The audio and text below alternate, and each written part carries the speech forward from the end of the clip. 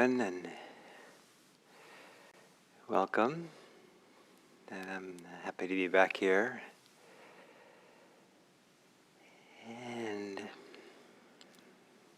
I was on retreat last week at our retreat center in Santa Cruz. And that was very nice. So to begin with some comments relevant for the meditation. I believe that often enough in different parts of the world, different religions, that which is sacred is also considered to be dangerous or potentially dangerous. And so to approach the sacred with respect because of that danger. So I would like to say something about this in Buddhism that might sound like it goes against the grain or contrary to what you've often been taught about Buddhism. And that is that desire can be sacred. But because desire is also dangerous, and that in Buddhism, certain kinds of desire are the origin for our suffering and the origin for a lot of the suffering that we see in the world. Because of that, sometimes desire gets a bad name or is considered to be only something to let go of. Let go, let go, let go is a kind of Buddhist refrain. And we want to come to the end of desire. There might be some truth to that, to some degree, but having desire is a very important part of the Buddhist path. Having some kind of desire is a very important part of the Buddhist life. The Buddha advocated having particular desires. But as soon as we have desires, we have expectations. As soon as we have desires, it all too easily slides into attachment to the desire, fear of the desire. All kinds of things can happen. And so it's easy then to fall back on desire is bad, we shouldn't have desire. But desire is important. And as we meditate today, perhaps you can experiment with finding a desire for meditation, a desire for being mindful, being present here and now, that is not just a simple desire, it's not just following instructions from a teacher, like be present, follow your breath, but rather arises out of a deep wish, a deep aspiration, a deep intention, and that being present here and now, being with the breath, being present and attentive, is animated, is motivated by such a deep desire within us, such an integral desire within us, for such an important purpose, that the desire has a kind of sacredness to it. It's something to respect, maybe even have an awe that we have this capacity for a heart's wish. Not to get excited and not to get spinning out in thought, but the opposite.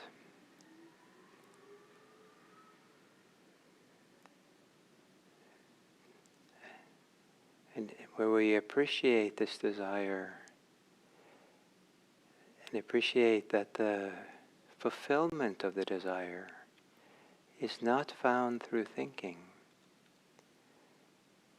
but is found through knowing, being aware, being present here, with a quiet heart, a quiet mind. a fullness of heart, a full mind, mind which is full of the present moment, peacefully. To know that the desire goes in that direction in a certain way, or that the meditation is foundationally useful for fulfilling other desires that we have.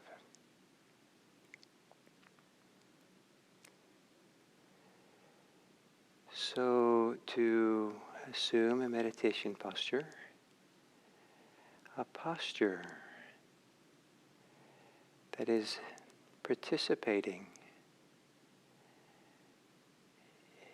in the desire, maybe the sacred desire, to be present now, here.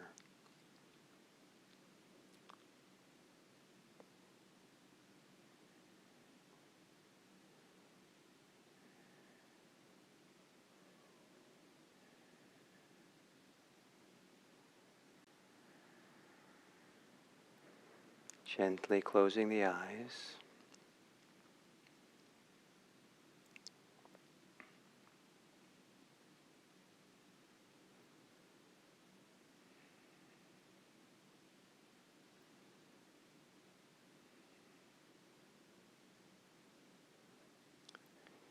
Taking some gently bigger breaths. Establishing a connection here and now.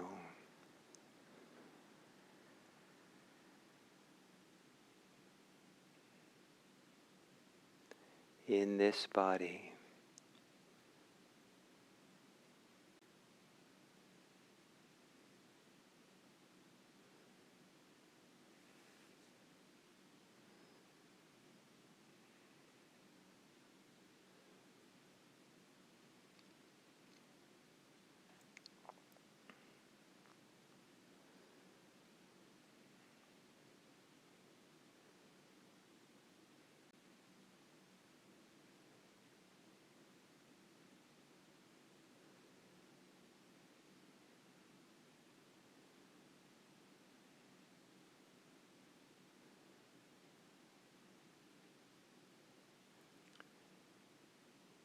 Letting your breathing return to normal.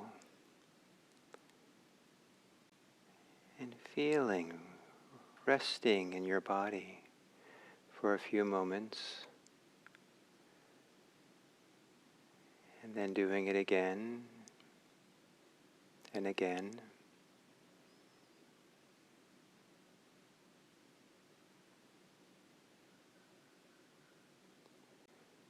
And each time you return to your body resting, see if you can rest deeper into your body, settle deeper.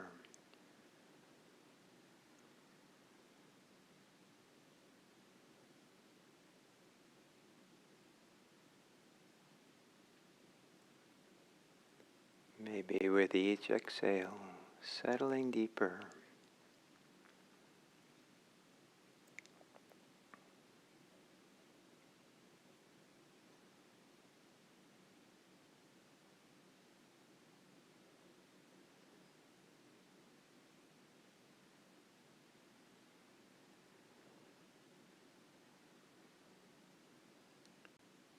Relaxing the body.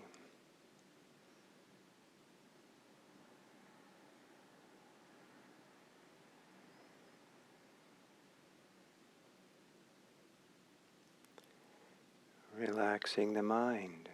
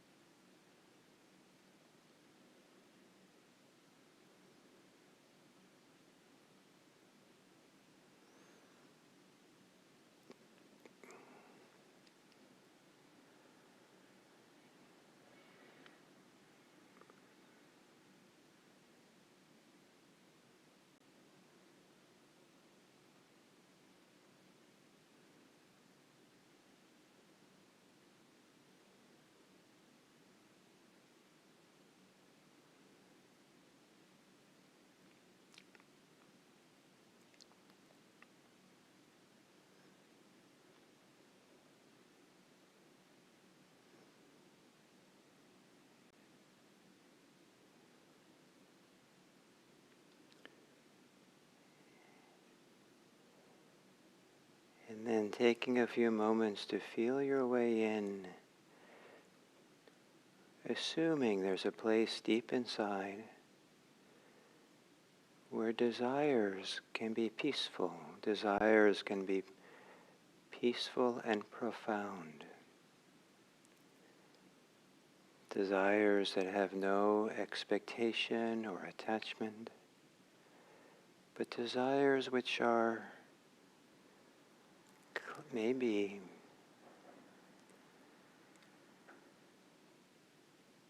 sacred, maybe integral to us. And can there be a clear desire for being present here and now, for being awake in this body and mind?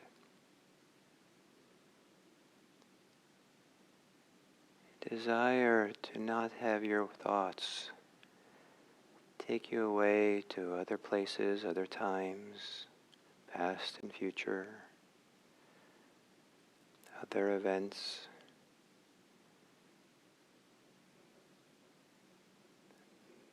Desire or the heart's wish to be here in the lived moment, to find the fullness, the sacredness, the vitality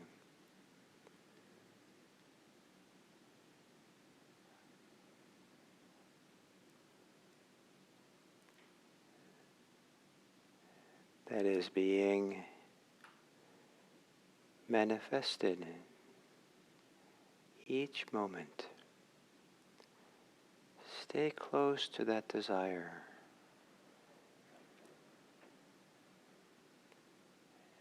As you stay present, mindful here and now.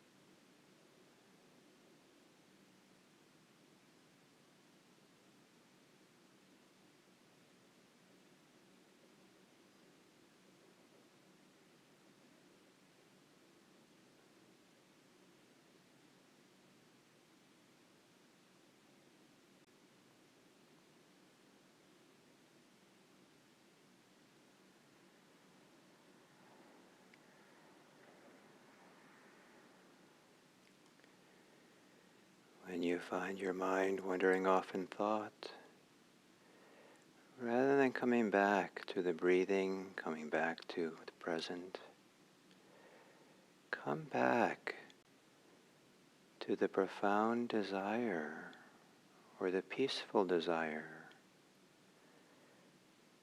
to be here, to be mindful.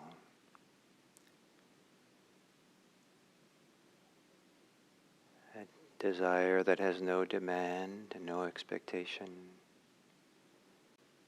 but a desire which is sacred or valuable.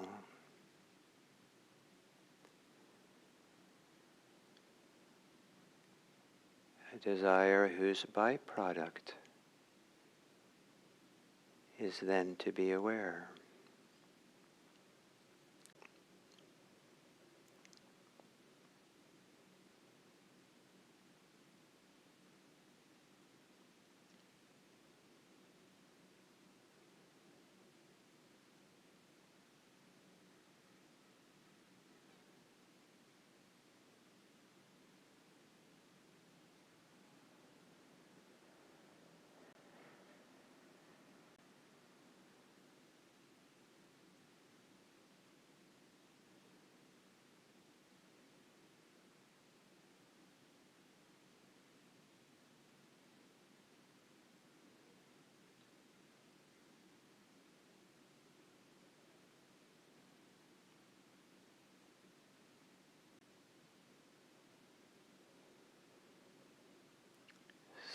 Settling back into the desire to be present,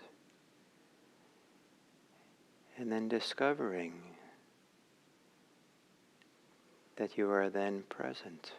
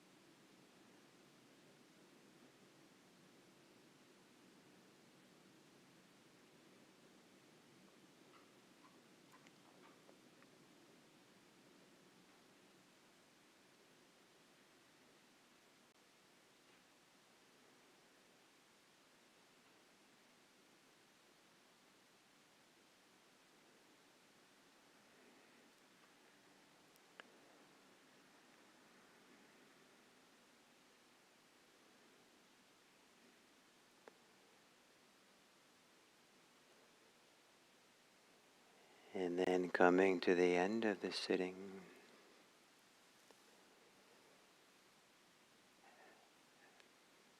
compassion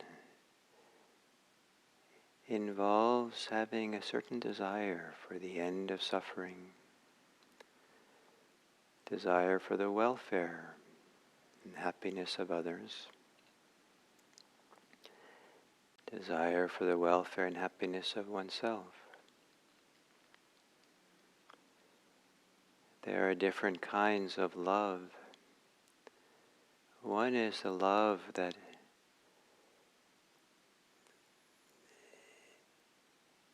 is activated, that is animated by what we receive from others, the love we receive, care. Another kind of love is a love that we generate to care and love others, wanting their well-being, wanting to support and to serve and to care. compassion and love can have within them desire, sacred desire, the heart's wish desire for the welfare and happiness of others. To feel that desire, that wish, to feel that well-wishing, no matter how small it is. It's even significant if we wish we had goodwill for others. Just the wish to do so, even if we think we can't do it. That wish is the beginning.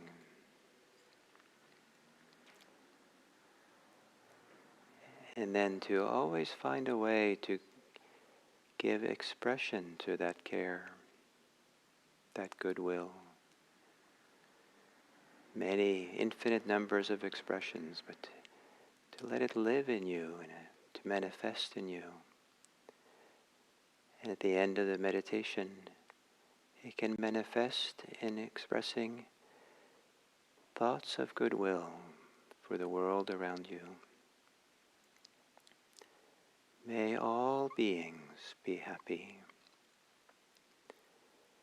May all beings be peaceful. May all beings be safe.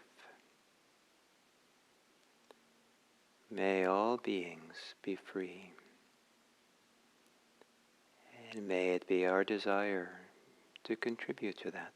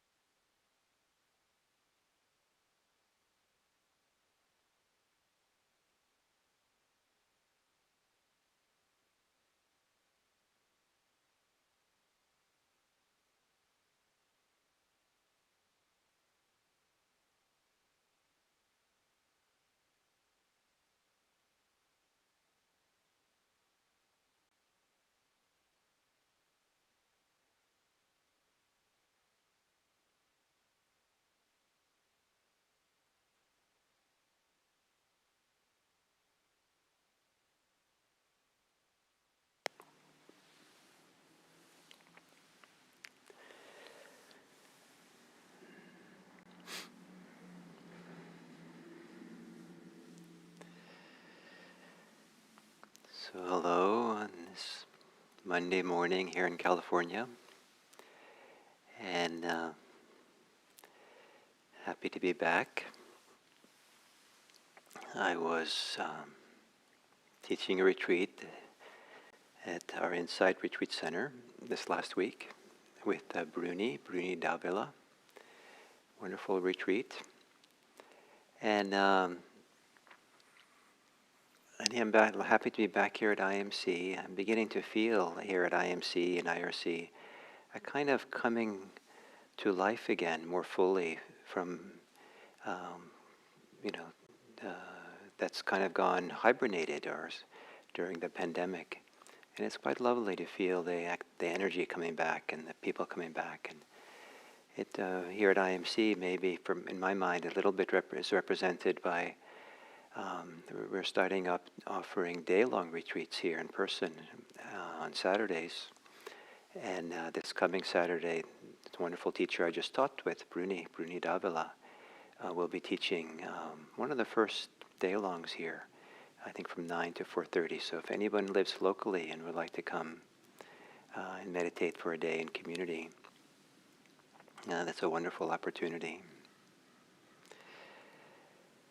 So the topic of these weeks from the beginning of the year, what I'm teaching here, is practicing with challenges, how to be with the challenges of life.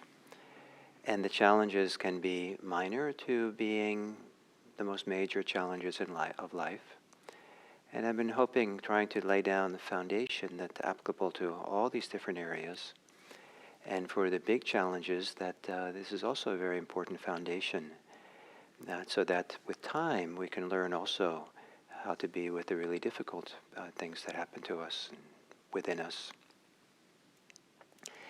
And the topic this week has to do with strategies for working with challenges.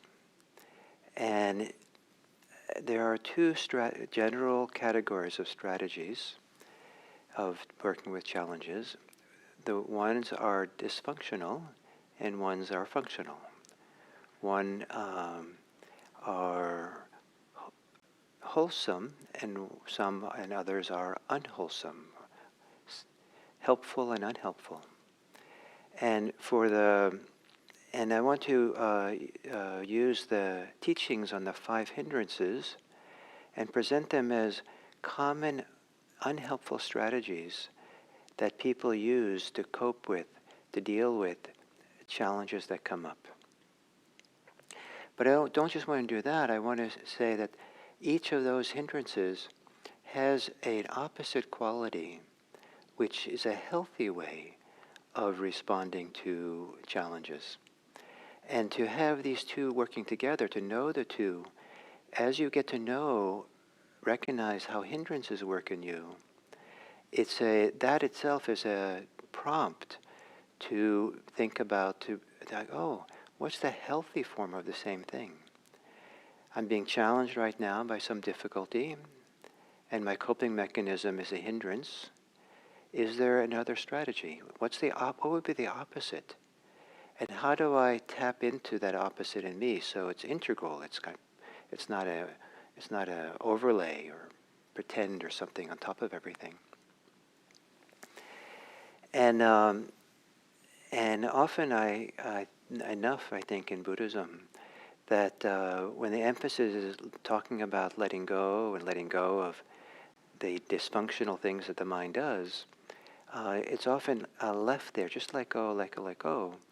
And partly because as the practice gets deeper and deeper and deeper, as meditation practice the practice matures, in fact, there's a profound letting go of everything. But to have this attitude, we're supposed to let go of everything right away, that's not really appropriate. It would be like, if you were going to go swimming in a public pool, you would go into a changing room and take off your clothes and put on a bathing suit, and so you decide, I just take off everything and jump in the pool. Why go into the changing room? There's a time and place for letting go of certain things, and so to do it all at once, we end up undermining ourselves or diminishing the fullness and the strength and I would like to say, power of a human being that can come from the opposite of the hindrances. Our strength resides there. And if we don't have it there, then our capacity for strength, our energy, can really flow into the hindrances. And sometimes people put more energy into the hindrances than they do in almost anything else. So for example, the first one, sensual desire, is people put more effort and energy into their addictions than almost anything else. If someone has this really strong addiction, boy, are they motivated sometimes, get out of their way, and they'll do almost anything to, satisfy their addiction. There's a lot of energy there. And but to have not that desperation, but to have really a sense of power and strength in the opposite of the hindrances, the healthy versions, is possible. So first we have to understand these. So the first hindrance is usually said to be sensual desire. The Buddha offered a separate list of the 5 hindrances, only difference being that the first one is covetousness, wanting the things other people have, wanting something someone else has. So one is a little bit more the strong desire for everything in the world of sensual desire, not just for sex or not just for alcohol or something, but comfort and sensuality. And in the Buddhist analysis of human beings, this is one of the fundamental characteristics of human life, is sensual desire. And sometimes the acquisitiveness sometimes has very deep roots inside of us in the desire to survive, to manage in this life of ours. So, it's these things can have deep roots in us. But there's a lot of dysfunctionality in sensual desire and acquisitiveness. One of the things it does, it kind of creates a very strong separation or shutting down or diminishment of our full connection to others and to the world. Our connection to the world and to others is through the lens of fulfilling that desire. And some people will even confuse love with a strong desire to fulfill their sensual wishes. That person can provide me with that wonderful sensual possibility, and so there's a strong kind of drive that fills our being, fills our heart, a deep kind of yearning and wanting. And it can be confused with love. It can be seen as a kind of love. But it happens to be that it's probably more has to do with sensual desire than what I think would be a heartfelt love. And so a lot of mindfulness practice has to do with, or say differently, a foundational aspect of mindfulness practice is to really become an expert, really become attuned and skillful in recognizing the hindrances and working with them. So recognizing all the different flavors and colors and shapes of sensual desires that arise all the time. And not to reject sensual pleasure, which has a place in life. It's maybe an important place in life at times. But it's the drive, the addiction, the way in which we get preoccupied and kind of lose ourselves in this world of sensual desire that makes it a hindrance. And so when we have strong challenges in our life, some people try to cope with it by getting something else, escaping into the world of sensual desire, or fantasizing about sensual desire, soothing themselves in a sensual way as a compensation for the challenge they're in. That could be useful at times, but as a hindrance it's not useful when it's so strong. On the other end of what's healthy and functional, there are profound desires inside of us, capacity for desire, capacity for wanting something that arises out of our kind of heartfelt desire that opens us, desires that open and connect us here to this moment rather than narrow us and close us down. One that kind of, if anything, frees us from addiction rather than submerges us with addiction. And we often don't get this message in Buddhism because of the strong idea that many people have that you're supposed to let go of all desire. Sometimes people even think that all desire is wrong.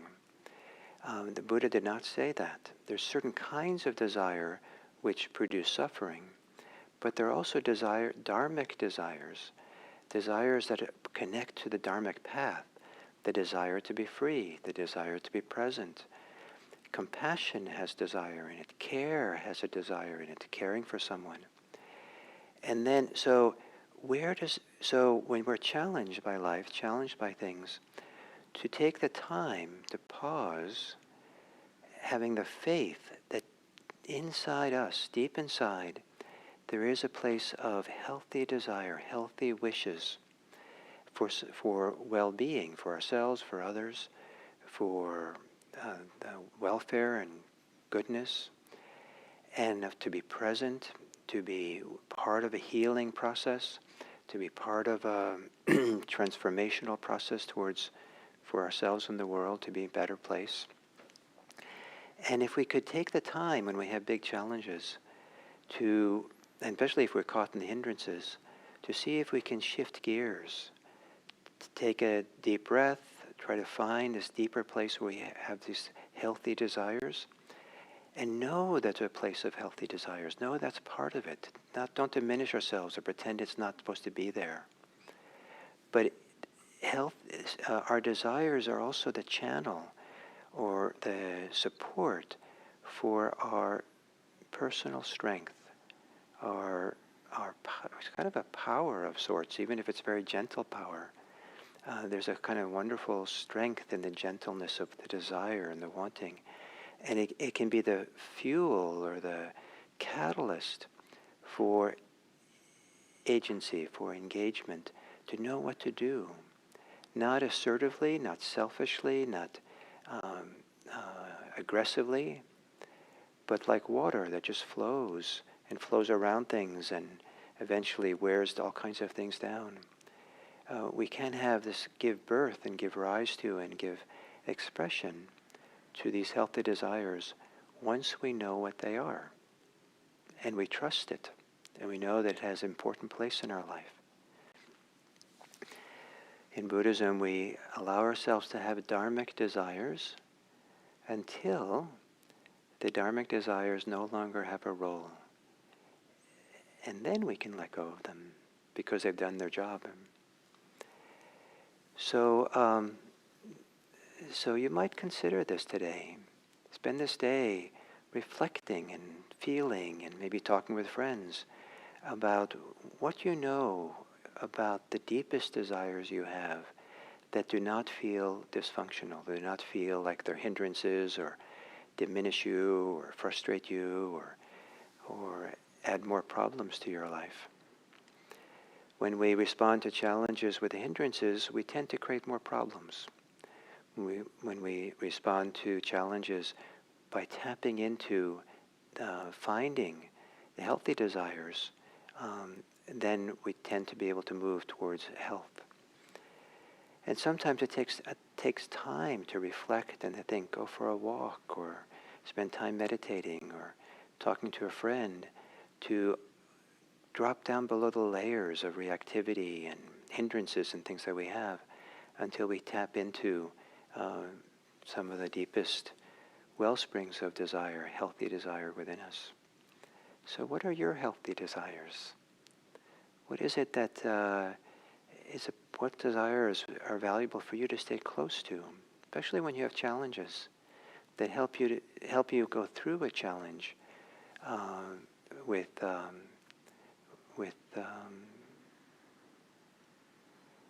without collapsing, without being discouraged, without succumbing to the compensatory kind of, or escaping that the hindrances are. So thank you, and I trust that all of you have somewhere, maybe silently, maybe hidden for now, have within you beautiful desires. Thank you.